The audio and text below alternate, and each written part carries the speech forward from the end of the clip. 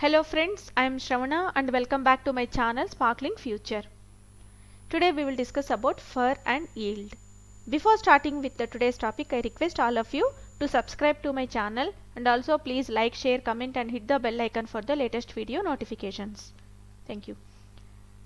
In the previous videos during the control structures and all, we have seen other loops, right, if and all, but there we have not discussed about for loop with the yield command. So today we are going to see that.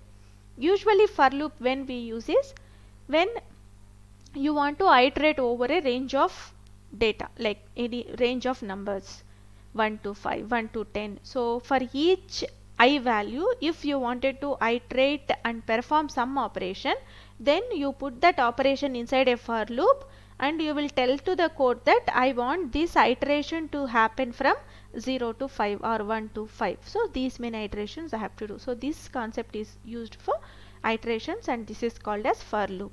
Hope you remember from the previous videos. So now there is a option called yield in Scala. What is that yield is? For example, let's say you have a for loop where you have for I in 1 2 3 and all. Okay, I mean, why to discuss about this? Let's go.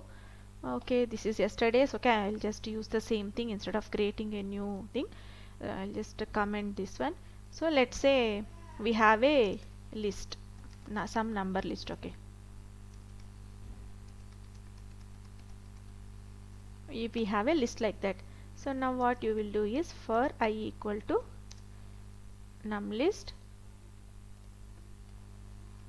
Okay, in that you can say println I. So this is the basic for loop. You might have, I mean, this what it will do is it will iterate through each and every element from this list and it prints that element. Okay, so here if you see, if I just place the cursor over there, I returns the int. And if I say, because I we have declared here, right, if I say I outside, it will give the error saying that we have not declared. Okay, so what is the scope of this I is within this braces, which is the scope is within the for loop, that braces are there, right, that is the scope. So if you wanted to use this I outside, you cannot use, first point.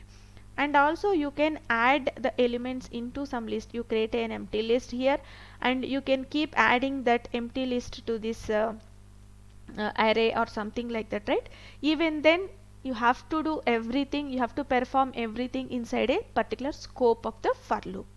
So now what exactly we are looking for is, let's say you have a list of some items, you wanted to perform some iterations, I mean some maybe some operations on this list, and then you again want the same kind or the updated output in a list itself you want. So for such thing you can use the yield method. Okay, so for this is similar concept is like you have a function, I mean method, you perform some operations over it and you return some value to the function call from wherever we are calling the method, right, to that you wanted to return something, right? So on the similar lane we have the for and yield method. So here we have I for each I we are iterating over this list, right? So instead of printing, you want to create a collection at a time. Okay, then you use yield. You got it, right? Here yield. So which means this, now this yield is I mean it, the I will not print one by one. So I'll just do control Z.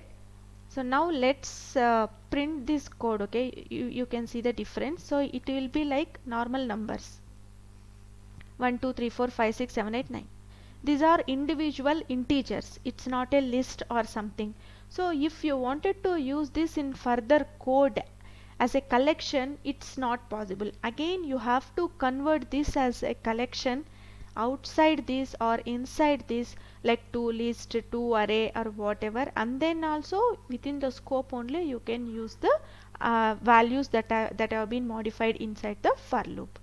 But let's say yield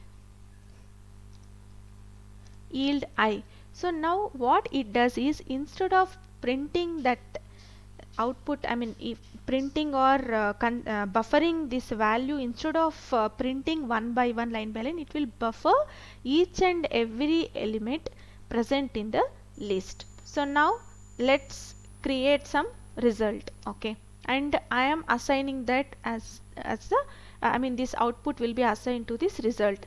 Now I will say that println result. Okay, now if I run this code, it is returning me list, because the input type of the data is list. It is returning the list of values. So I mean while working with the real-time environment, we need lists, right? We don't want individual items or something. You might need list of strings, list of integers, list of some other data types. So this yield will help us a lot while working in the real-time environment. After applying some transformation, if you wanted to yield the data in a collection format, then this is the best solution. Here not only like this, you can just multiply with the 2 also. Okay, and you can apply some whatever transformations you wanted, you can do that as well. And if you see, it has multiplied into 2 with for each and every element, and it has returned. So here you can filter out anything, you can add any other condition, and everything will become a list. And let's say you have a map type here. I mean map I can't, I mean because map again I have to modify a lot, right? You know right what map key value pair, you can try that out. Okay, maybe you can take it as assignment.